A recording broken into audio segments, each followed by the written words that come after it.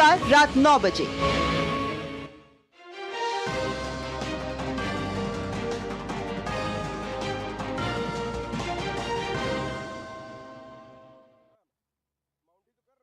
दूरदर्शन समाचार आप देख रहे हैं और देश दुनिया की ताजा तरीन खबरों को लेकर हाजिर हूं मैं कृतिका। बुलेटिन की करेंगे शुरुआत और सबसे पहले रुक करेंगे इस वक्त की सुर्खियों का। लखनऊ में बिल्डिंग गिरने से बड़ा हादसा, 8 लोगों की मौत, मलबे में दबे लोगों को निकालने का बचाव अभियान जारी। मुख्यमंत्री योगी आदित्यनाथ ने अधिकारियों को राहत कार्य में तेजी लाने के दिए निर्देश। असम में अवैध घुसपैठ रोकने और राज्य से अवैध अप्रवासियों को हटाने के प्रयास हुए तेज। सीमा पर निगरानी बढ़ाने और अतिरिक्त बल की तैनाती संबंधी निर्देश जारी।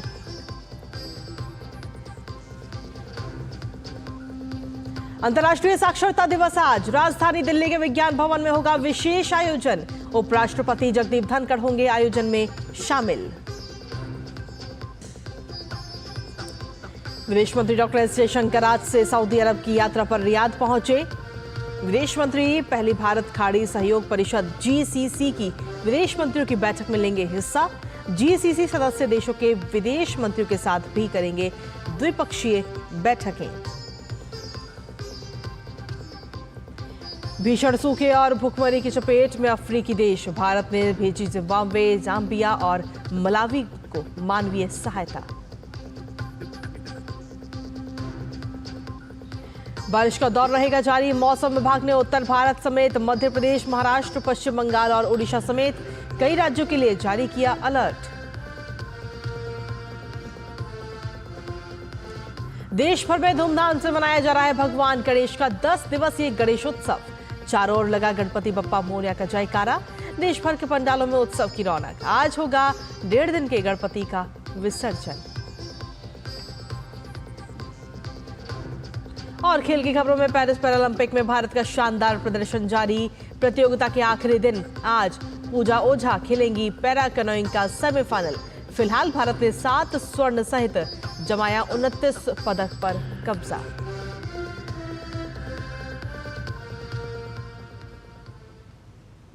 तो ये थी सुबह की सुर्खियां और सुर्खियों के बाद अब खबरों में विस्तार से बात करेंगे, जिसमें सबसे पहले बात करते हैं उत्तर प्रदेश की, जहां पर यूपी की राजधानी लखनऊ के ट्रांसपोर्ट नगर में बीते कल इमारत गिरने से अब तक इस हादसे में 8 लोगों की मृत्यु हो चुकी है, जबकि 28 लोग इस हादसे में घायल हो गए हैं, जिनका इलाज स्थानीय अस्पताल में जारी है। अग्निशमन बल, एसडीआरएफ और एनडीआरएफ की टीमें राहत और बचाव कार्य में लगातार जुटी हुई हैं और ये तस्वीरें भी आपको दिखा रहे हैं। कल ये हादसा हुआ था, जिसके बाद में अभी भी वहां पर रेस्क्यू ऑपरेशन चल रहा है। एक इमारत के ढह जाने की वजह से इसमें 8 लोगों की अभी तक मौत हो चुकी है। वहीं जिलाधिकारी सूर्य कुमार गंगवार ने आश्वासन दिया है कि जब तक किसी भी व्यक्ति के होने की संभावना होगी तब तक रेस्क्यू ऑपरेशन जारी रहेगा। अभी एनडीआरएफ की टीम लगी हुई है। जब तक पूरे क्षेत्र का, पूरे एरिया का सर्वेक्षण नहीं हो जाता है तब तक ये कह पाना मुश्किल है कि अंदर और कोई है या नहीं है। वहीं पुलिस संभागीय आयुक्त रोशन जैकब ने बताया कि 28 लोगों का इलाज अस्पताल में चल रहा है और बचाव कार्य के लिए एनडीआरएफ, एसडीआरएफ, सिविल डिफेंस और अग्निशमन विभाग की टीमें भी वहां पर लगाई गई हैं। एसडीआरएफ की 2 टीम लगी हुई है, वर्तमान ऑपरेशन कर रही है। एनडीआरएफ की 2 टीम लगी हुई है। हमारे जिला और पुलिस प्रशासन के भी तमाम लोग लगे हुए हैं और साथ ही साथ अतिरिक्त टीमें एसडीआरएफ की और एनडीआरएफ की, उनकी भी मांग की गई है, जो यहाँ पे उपलब्ध हैं। इस टीम की शिफ्ट समाप्त होने के पश्चात वो फिर अपना कार्य शुरू करेंगी। हम लोगों की कोशिश है कि जो भी व्यक्ति यहाँ पे बचे हों उनको हम लोग सुरक्षित निकाल लें। और इसी पर चलिए ताज़ा अपडेट ले लेते हैं। लखनऊ से हमारे सहयोगी विकास सिंह इस वक्त जुड़ रहे हैं। विकास, जिस तरीके से कल की बात करें तो कल ये हादसा सामने आया था और उसके बाद में अभी भी बचाव अभियान वहां पर किया जा रहा है। जिस तरीके से बताया गया कि जब तक अंदाज़ा रहेगा कि एक भी व्यक्ति वहां नीचे फंसा हुआ है तब तक बचाव अभियान लगातार जारी रहेगा। फिलहाल क्या कुछ स्थिति है विकास? हम आपको सीधे ही दिखाएंगे। बचाव अभियान अभी भी यहाँ पर चल रहा है। यहाँ पर लगातार एनडीआरएफ एसडीआरएफ की टीम मौजूद है। यहाँ पर हमारे पीछे आप देख सकते हैं पुकलैंड के द्वारा मलबे को साफ करने का काम किया जा रहा है। जो अभी तक सूचना दी गई है उनमें से 28 व्यक्तियों का इलाज अस्पतालों में चल रहा है और 8 व्यक्तियों की दुखद मौत हो गई थी इस घटना में। अभी तक उम्मीद कम ही की जा रही है कि अंदर कोई फंसा हो सकता है। क्या कुछ आपको संभावना लगती है अंदर कोई फंसा हो सकता है? यहाँ पर तमाम सारे लोग हैं। यहाँ पर रात भर यहाँ पर काम किया गया है और ये एनडीआरएफ एसडीआरएफ पुलिस की संयुक्त टीम है जिसने रेस्क्यू ऑपरेशन को सफल बनाने के लिए काम किया। यहाँ पर अब सुबह हो गई है। यहाँ पर एक बार फिर से जो है कह रहे हैं काम में और तेज़ी आ गई है। इस काम में आला अधिकारी यहाँ पर लगातार मौके पे बने रहे। मुख्यमंत्री योगी आदित्यनाथ ने निर्देश दिया था कि जो भी यहाँ पर सुविधाएं दी जा सकती हैं उपयुक्त जो खासतौर से जो घायल हैं उनका समुचित इलाज किया जाए। उसके लिए यहाँ पर एडीजी एलओ हो, गृह सचिव हो, एसीएस होम हो, सभी आला अधिकारी यहाँ पर मौके पर मौजूद रहे यहाँ पर और रात भर ये काम चलता रहा। अभी सुबह भी हम देख रहे हैं मलबे हटाने का जो काम चल रहा है पीछे ये जारी है। उम्मीद ये की जा रही है कि अब अंदर शायद कोई व्यक्ति ना बचा हो और डॉग स्क्वाड की भी टीम आई हुई है यहाँ पर। ये भी तलाशने का काम करेगी। आर्मी की डॉग स्क्वाड टीम है ये तलाशेगी कि अगर कोई संभावना दिखती है, अगर कोई व्यक्ति की ये खोज सकते हैं तो उनको भी खोजने का प्रयास करेंगे। यहाँ पर तमाम टेक्निकल टीम एनडीआरएफ की मौजूद थी जो रात में संपर्क साधने की कोशिश कर रही थी। अगर कोई अंदर फंसा हो उसी के मद्देनज़र यहाँ पर निकाला गया और 28 लोगों का इलाज चल रहा है। 28 लोग का इलाज चल रहा है और 8 लोगों की इस दुर्घटना में मौत हुई है। तो निश्चित रूप से एक बड़ी दुर्घटना है ये। प्रशासन मुस्तैद है और राहत और बचाव के काम में और ख़ासतौर से अब अलग अलग अस्पतालों में इलाज चल रहा है। ज़्यादातर लोगों का लोक बंधु हॉस्पिटल में इलाज चल रहा है। कुछ लोगों को ट्रामा सेंटर रेफर किया गया था। कुल मिलाकर प्रशासन की यही अभी सबसे पहले चुनौती है कि जो घायल हैं उनका समुचित इलाज किया जा सके। और अंदर अभी फ़िलहाल लग रहा है जिस हिसाब से यहाँ पर कार्रवाई चल रही है कि अब अंदर कोई नहीं फंसा हुआ है। फिर भी जो है कह रहे हैं एक बार रीचेक एनडीआरएफ करती है, वो अपनी प्रक्रिया के तहत ये काम कर रही है। जी, बिल्डिंग ढही है, इसके पीछे क्या अभी तक रीजन सामने आया है? इसका कारण क्या है? किस वजह से ये बिल्डिंग ढही और ये हादसा हुआ?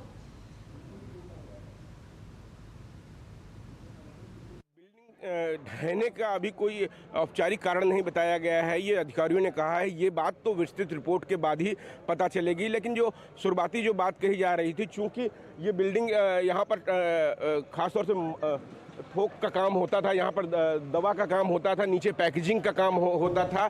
यहाँ पर ये ट्रांसपोर्ट नगर है, ये 8 नंबर पार्किंग के पास ये शहीद पथ के बगल में ये बिल्डिंग बनी हुई थी। तकरीबन 5000 स्क्वायर फीट से ज़्यादा बड़ी ये बिल्डिंग है और इसका ये प्रत्यक्षदर्शी जो वहाँ पर थे, जो मौजूद थे, उन लोगों ने बताया था कि अचानक से एक पिलर धंसने लगा। चूँकि उस समय बारिश हो रही थी यहाँ पर, वो कारण ये कहा जा सकता था कि या तो बारिश की वजह से पिलर कमज़ोर हो गए थे, उसके कारण गिर सकती है बिल्डिंग। बाकी जो भी जांच रिपोर्ट में आएगा वो विस्तृत रिपोर्ट प्रशासन के द्वारा दी जाएगी। यहाँ पर फिलहाल अभी स्पष्ट कोई कारण नहीं बताया गया है प्रशासन की तरफ से, क्योंकि सबसे पहले इस समय चुनौती प्रशासन की है कि घायलों का उपचार कराया जा सके। अगर कोई संभावित अभी भी अगर कोई अंदर फंसा हो उसको निकाला जा सके, जिसके लिए काम किया जा रहा है। जी चलिए, फिलहाल बहुत बहुत शुक्रिया विकास, तमाम जानकारी और अपडेट्स हमारे साथ साझा करने के लिए। आप लगातार इस खबर पर बने रहिए और एक एक अपडेट्स हमारे दर्शकों तक पहुंचाते रहिएगा। फिलहाल शुक्रिया। तो जिस तरीके से ये हादसा सामने आया, फिलहाल वहां पर अभी भी बचाव अभियान लगातार जारी है, क्योंकि कहीं ना कहीं और साथ ही आपको बता दें कि डॉग्स जो है वो भी वहां पर पहुंच चुके, डॉग स्क्वाड की टीम, और वहां पर जांच की जाएगी कहीं एक और व्यक्ति वहां पर ना हो। और ये पूरा बचाव अभियान अभी भी लगातार चल रहा है। फिलहाल इसी के साथ खबरों में आगे बढ़ेंगे और अब बात करेंगे असम की, जहां अब सभी नए आधार कार्ड आवेदकों को अपने नेशनल रजिस्टर ऑफ सिटीजन्स यानी कि NRC आवेदन की रसीद नंबर जमा करनी होगी। इस बात की घोषणा मुख्यमंत्री हेमंत बिस्वा शर्मा ने की है। उन्होंने कहा कि राज्य में इस कदम से अवैध घुसपैठियों को रोकने में मदद मिलेगी। राज्य में आपको बता दें कि 1 अक्टूबर से नई प्रक्रिया लागू की जाएगी, जिसमें चाय बागान क्षेत्रों को छूट मिलेगी। हालांकि जिन 9.55 लाख लोगों की बायोमेट्रिक जानकारी NRC प्रक्रिया के दौरान लॉक कर दी गई थी, उन्हें इस नियम से नहीं गुजरना पड़ेगा। साथ ही मुख्यमंत्री ने बताया कि धुबरी जिले में आबादी से ज्यादा आधार कार्ड जारी किए गए थे। ऐसे में आशंका है कि कुछ संदिग्ध लोगों को भी आधार कार्ड मिला हो। इसी के साथ ये कदम उठाया गया है। राज्य में अवैध घुसपैठ को रोकने और राज्य से अवैध अप्रवासियों को हटाने को लेकर सरकार ने जरूरी निर्देश जारी किए हैं। इसके लिए राज्य सरकार समन्वित कार्रवाइयों की एक श्रृंखला भी शुरू कर रही है, जिसमें बढ़ी हुई निगरानी, केंद्रीय एजेंसियों के साथ घनिष्ठ समन्वय, बल की अतिरिक्त तैनाती भी शामिल है। साथ ही आपको बता दें कि स्थानीय लोगों को भी जागरूक करने के लिए कार्यक्रम आयोजित किए जाएंगे ताकि वो संदिग्ध गतिविधियों की जानकारी दे सके। दरअसल आपको बता दें कि जनवरी 2024 से अब तक राज्य में 54 अवैध प्रवासियों की पहचान हो चुकी है, जिनमें से अधिकांश करीमगंज, बोगाईगांव, हाफलॉन्ग और धुबरी जिलों में पाए गए हैं। इनमें से 45 लोगों को उनके देश वापस भेज दिया गया है, जबकि 9 को करीमगंज में गिरफ्तार किया गया।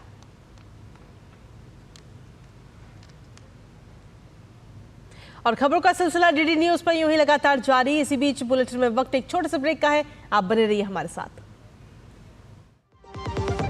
बात जब पीढ़ियों के लिए बनने वाले घर की हो तो जिम्मेदारी बड़ी हो जाती है। गैलेंट समझता है ये जिम्मेदारी। अब डबल एम रिब्स के साथ गैलेंट एडवांस TMT रीबार, निर्माण का रियल हीरो। सोना सिर्फ गहना नहीं होता, कभी पुश्तैनी पहचान तो कभी प्यारी सी याद होती है।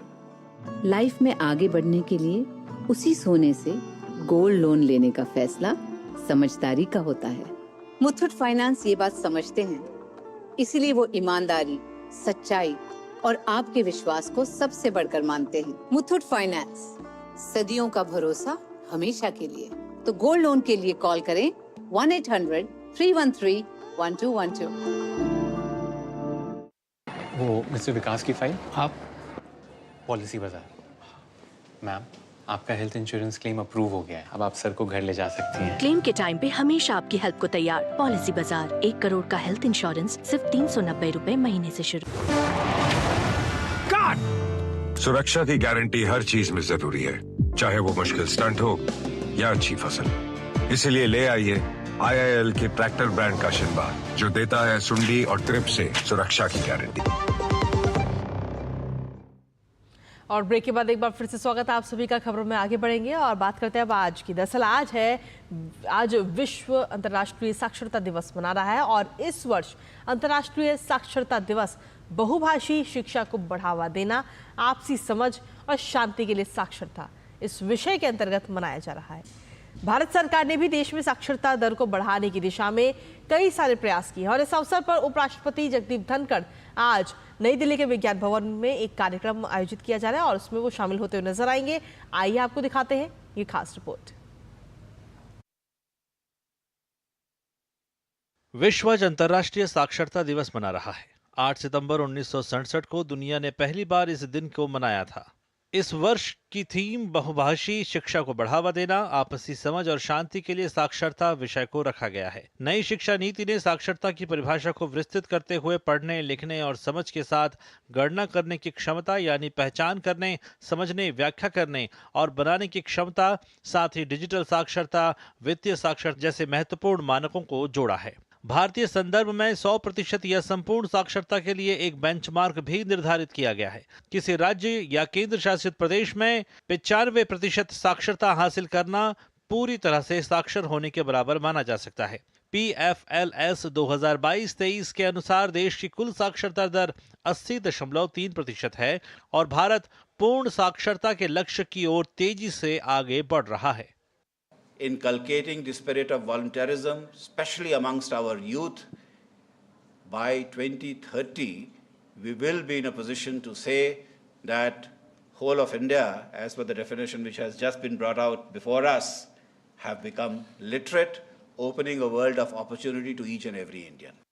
देश में साक्षरता के लक्ष्य को आगे बढ़ाने के लिए अनेक प्रगतिशील कदम उठाए गए हैं। समग्र शिक्षा सभी राज्यों और केंद्र शासित प्रदेशों में कक्षा 1 से 12वीं तक के स्कूली शिक्षा के सभी घटकों को शामिल करता है।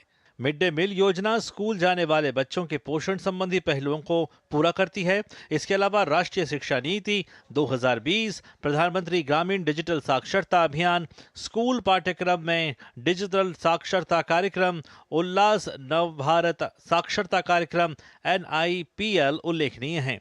उल्लास नव भारत साक्षरता कार्यक्रम का उद्देश्य सभी राज्यों और केंद्र शासित प्रदेशों में पूर्ण साक्षरता प्राप्त करने में तेजी लाना है। इस योजना का प्राथमिक उद्देश्य 15 वर्ष और उससे अधिक आयु के सभी वयस्कों को सशक्त बनाना है, जिन्हें खुद को शिक्षित करने का अवसर नहीं मिला है।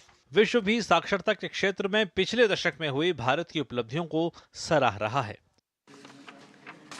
UNESCO appreciates the efforts of the Ministry of Education of India in acknowledging the value of multilingualism by placing it at the heart of school education and in the National Education Policy 2020 (NEP), and to promote and embrace linguistic diversity in educational settings. India's 2020 National Education Policy is indeed a far-sighted document which advocates education in one's mother tongue right from primary school level. स्कूली शिक्षा के सभी स्तरों पर सबकी एक समान पहुंच सुनिश्चित करना, नए पाठ्यक्रम, बुनियादी साक्षरता, अध्यापन कला में सुधार जैसे महत्वपूर्ण मौलिक संरचना को गढ़कर नई शिक्षा नीति साक्षर और सशक्त भारत की नींव गढ़ रही है। Doctor Chandrashekhar, DD news. तो आज अंतर्राष्ट्रीय साक्षरता दिवस है और इस साल अंतर्राष्ट्रीय साक्षरता दिवस की थीम है बहुभाषावाद के जरिए साक्षरता को बढ़ावा देना। मानव विकास और समाज के लिए उनके अधिकारों को जानने और साक्षरता की ओर मानव चेतना को बढ़ावा देने के लिए हर साल 8 सितंबर को दुनिया भर में साक्षरता दिवस मनाया जाता है। वहीं भारत सरकार द्वारा साल 2022 में शुरू किया गया उल्लास यानी नव भारत साक्षरता कार्यक्रम पूर्ण साक्षरता के लक्ष्य को हासिल करने की दिशा में महत्वपूर्ण योगदान दे रहा है। आइए आपको दिखाते हैं ये खास रिपोर्ट। साक्षरता किसी भी देश की सामाजिक आर्थिक तरक्की का आधार होती है। एक साक्षर और शिक्षित समाज ही लोकतांत्रिक तरीके से आर्थिक और सामाजिक उन्नति के बारे में बेहतर तरीके से सोच सकता है। यानी समाज जितना अधिक साक्षर होगा, देश का विकास भी उतना अधिक होगा। हालांकि 2022 के आंकड़ों के मुताबिक दुनिया भर में 15 वर्ष और उससे अधिक आयु के 7 वयस्कों में से एक यानी 76 करोड़ से अधिक लोगों में मूलभूत साक्षरता की कमी थी। निरक्षरता की विश्वव्यापी समस्या पर विचार विमर्श के लिए सबसे पहले 8 सितंबर 1965 को शिक्षा मंत्रियों की विश्व कांग्रेस की बैठक तेहरान में आयोजित की गई थी। इसके बाद अक्टूबर 1966 को अपने 14वें सत्र में यूनेस्को ने इस दिन यानी 8 सितंबर को अंतर्राष्ट्रीय साक्षरता दिवस के रूप में घोषित किया। 1967 से हर साल 8 सितंबर को दुनिया भर में साक्षरता दिवस के रूप में मनाया जाता है।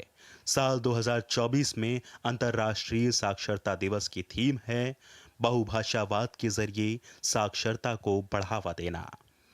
बहुभाषावाद दुनिया भर में काफी प्रचलित है और करीब 200 देशों में अनुमानतः 7,000 जीवित भाषाएं प्रयोग में हैं।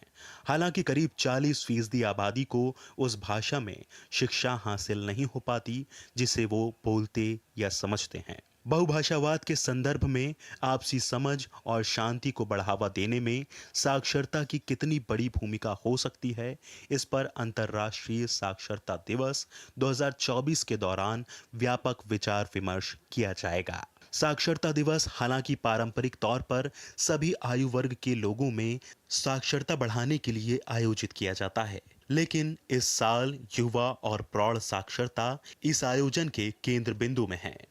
पिछले 7 दशकों के दौरान भारत की साक्षरता दर में 4 गुना से अधिक की वृद्धि हुई है, लेकिन ये अब भी विश्व औसत तक नहीं पहुंच पाई है।